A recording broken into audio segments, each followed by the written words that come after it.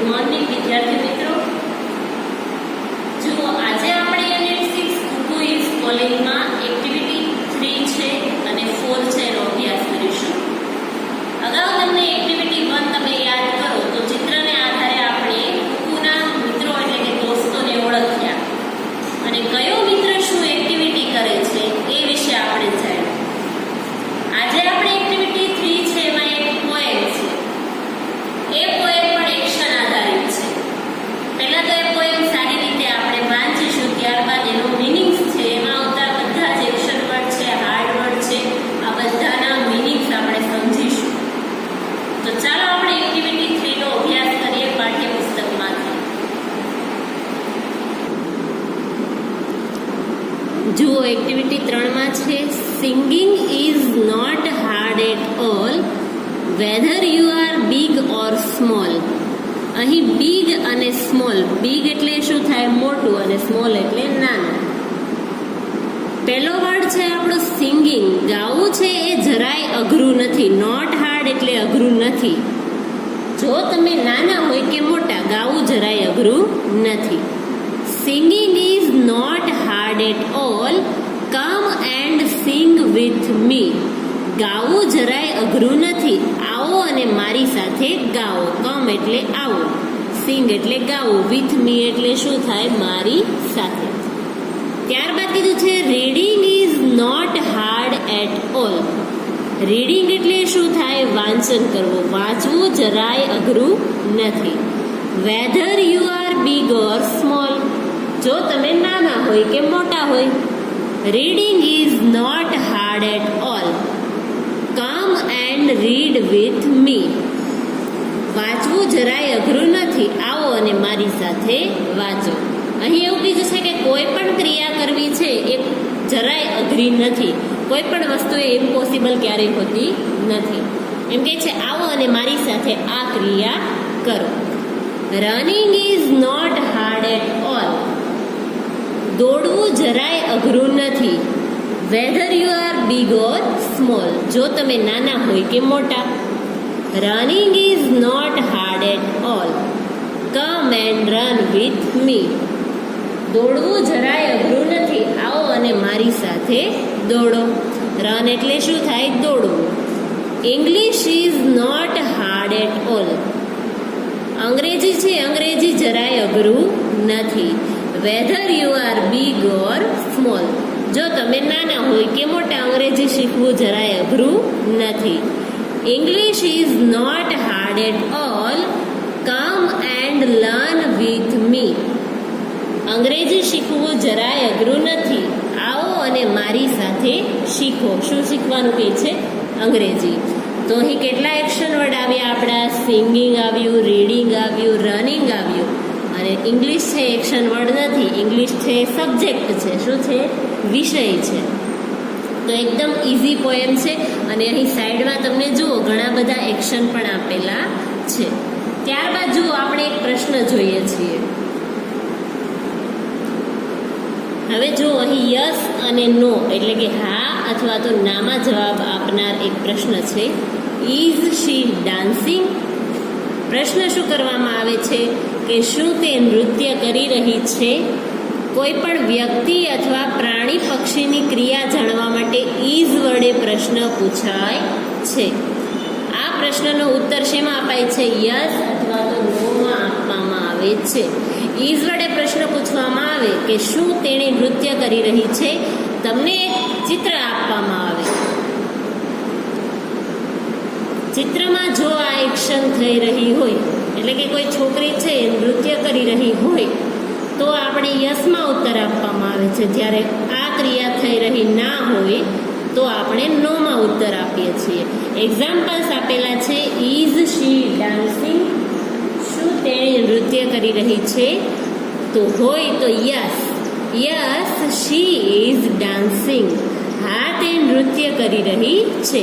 અથવા તો ના કરી રહી હોય તો નો શી ઇઝ નોટ ડાન્સિંગ અથવા તો નો શી ઇઝ નોટ. આખો ઉત્તર લખવાની આમાં જરૂર રહેતી નથી. માત્ર આટલું લખી નાખવાનું, નો શી ઇઝ નોટ. એટલે આ ઉત્તર પણ રાઈટ છે આપણો. અને ઉત્તર શોર્ટમાં જ લખવાનો રહેશે. બીજું કીધું છે ઇઝ હી સિંગિંગ, શું તે ગાઈ રહ્યો છે? તો યસ હી ઇઝ સિંગિંગ. જો ગાઈ રહ્યો હોય તો આપણે કયો ઉત્તર આપીશું? યસ વાળો. પણ જો તે ના ગાઈ રહ્યો હોય તો આપણે કયો ઉત્તર આપીશું? નો હી ઇઝ નોટ. હવે જો આપણે એક પ્રશ્ન યસ અને નો વાળા પ્રશ્ન જવાબ આધારિત આપણે એક પ્રશ્ન જોઈએ. પ્રશ્ન 4 કીધું છે ચિત્રો જોઈ પ્રશ્ન વાંચો અને ઉદાહરણ પ્રમાણે યસ અથવા નોમાં ઉત્તર આપો. અહીં જુઓ કઈ એક્શન થાય છે? દડો છે એને લાત મારવાની એટલે કે કિક કરવાની એક્શન થાય છે. અને પ્રશ્ન કરે છે ઇઝ હી થ્રોઈંગ અ બોલ, શું તે દડો ફેંકી રહ્યો છે?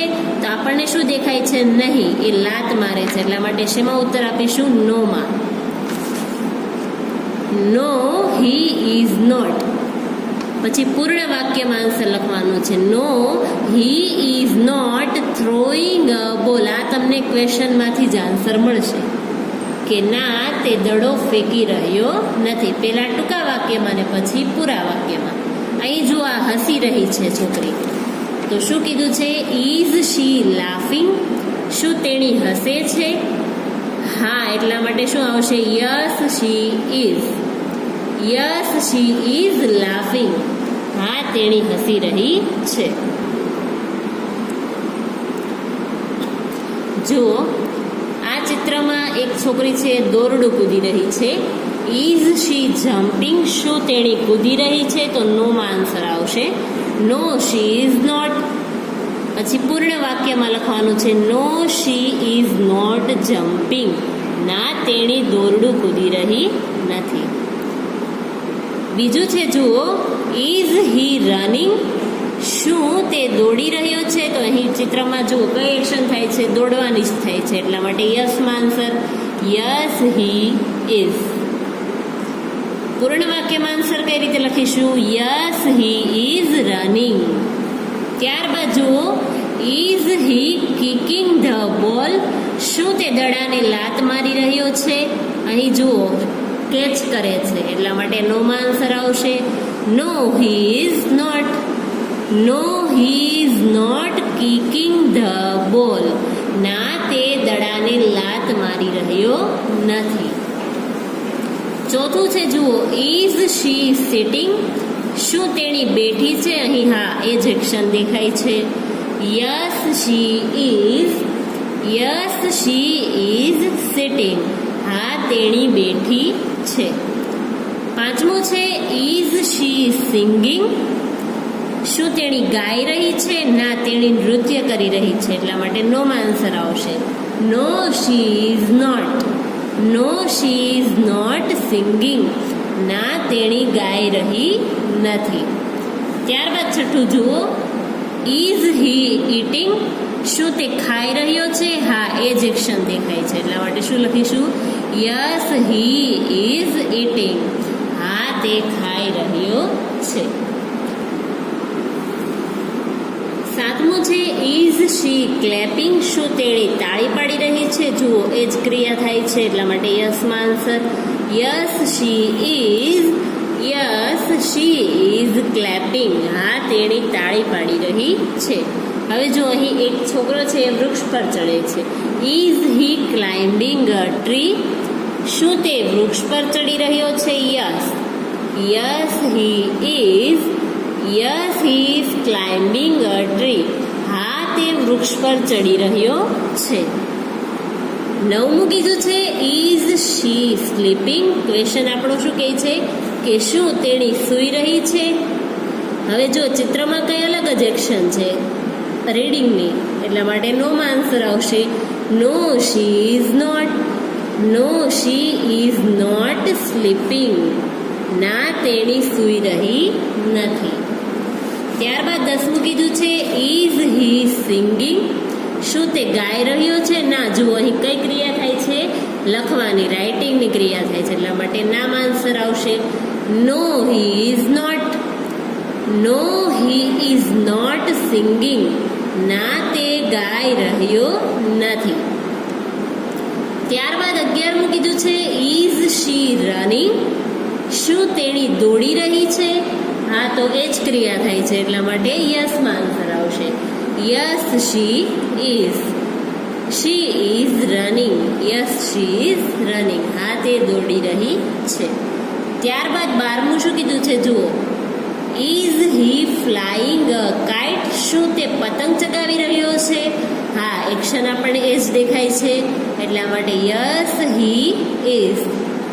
Yes he is flying a kite. હા, તે પતંગ ચગાવી રહ્યો છે. હવે જુઓ, તમને ચિત્રને આધારે કઈ એક્શન થાય છે એને આધારે યસ અને નોમાં આન્સર આપતા આવડી ગયા. પહેલાં તો શું કરવાનું છે, યસ વાળો આન્સર હોય તો યસ હી ઇઝ અથવા તો શી ઇઝ. પહેલો આન્સર ટૂંકો આવશે અને બીજો આન્સર આપણી ક્રિયાને આધારે પૂર્ણ વાક્યમાં આવશે. નોમાં અને યસમાં ટૂંકો અને પૂર્ણ બંને આન્સર લખવાના છે. ત્યારબાદ જુઓ, પાઠ્યપુસ્તકમાંથી એક્ટિવિટી 4 છે એ જુઓ. એક્ટિવિટી 4માં પ્રશ્ન ઉત્તર આપેલા છે એક્ટિવિટી 1 આધારિત. એક્ટિવિટી 1ના ચિત્ર છે એ પાઠ્યપુસ્તકમાં છે એને આધારિત આપેલા છે. એમાં પહેલો પ્રશ્ન આપણને કીધો છે ઇઝ ધ ગોટ રનિંગ. હવે પહેલા વિચારવાનું છે ગોટ કોણ હતું? તો ગોટ કોણ હતું? ગીતુ ગોટ. ગીતુ ગોટ શું કરી રહી હતી? તો એ તો દોરડું કૂદી રહી હતી. પણ અહીં આપણે કીધું છે રનિંગ. રનિંગ એટલે શું થશે? દોડવું. શું ગોટ દોડી રહી હતી? તો ના. એટલા માટે યસ અને નો બે ઓપ્શન આપ્યા, એમાંથી આપણે શેના પર ગોળ કરીશું? નો. બીજું કીધું છે what is the name of the dog. અહીં કીધું છે ડીમ્પુ અને ચકુ. હવે ચકુ એવું કોઈ પાત્ર તો આવતું ન હતું. ડોગનું નામ શું છે? ડીમ્પુ. એટલા માટે શેના પર ગોળ કરીશું? ડીમ્પુ પર. ત્યારબાદ ત્રીજો ક્વેશ્ચન છે ઇઝ ડીમ્પુ વોચિંગ ટીવી. શું ટીપુ છે એ ટીવી જોઈ રહ્યો હતો? યસ. તો ટીવીમાં એ શું જોતો હતો? વોચિંગ અ મૂવી.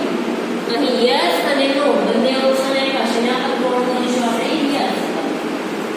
ત્યારબાદ જુઓ, ચોથું કીધું છે હુ ઇઝ કુકુસ બેસ્ટ ફ્રેન્ડ. કુકુનો કાકો અથવા તો સારો મિત્ર કોણ છે? અહીં કીધું છે કિટ્ટુ અને કીકુ. તો કોણ હતું કુકુનું સારું મિત્ર? કુકુ અને કીકુ. તો શું આવશે? કીકુ પર આપણે ગોળ કરવાનું.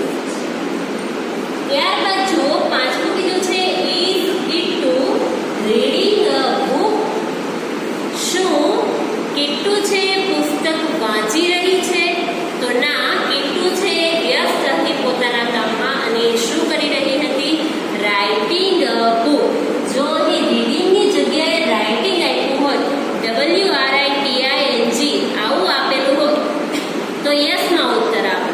પણ અહીં શેમાં ઉત્તર આવશે? નોમાં. કારણ કે કિટ્ટુ છે એ બુક લખી રહી હતી, વાંચી રહી હતી નહીં. તો ચાલો, આ 5 ક્વેશ્ચન આન્સર ખૂબ ઈઝી હતા. માત્ર અને માત્ર કોડ કરવાનું. તો આ ખ્યાલ આવી ગયો. ત્યારબાદ હોમવર્ક તરફ જુઓ. જુઓ, આજનું હોમવર્ક છે એક્ટિવિટી 3ની પોએમ 2 વાર લખી પાકી કરવી. આજના પીરિયડમાં તમને પહેલી પોએમ સમજાવી, singing is not hard at all. એ આખી પોએમ છે એ 2 વાર લખવાની છે અને 2 વાર લખી પાકી કરવાની છે.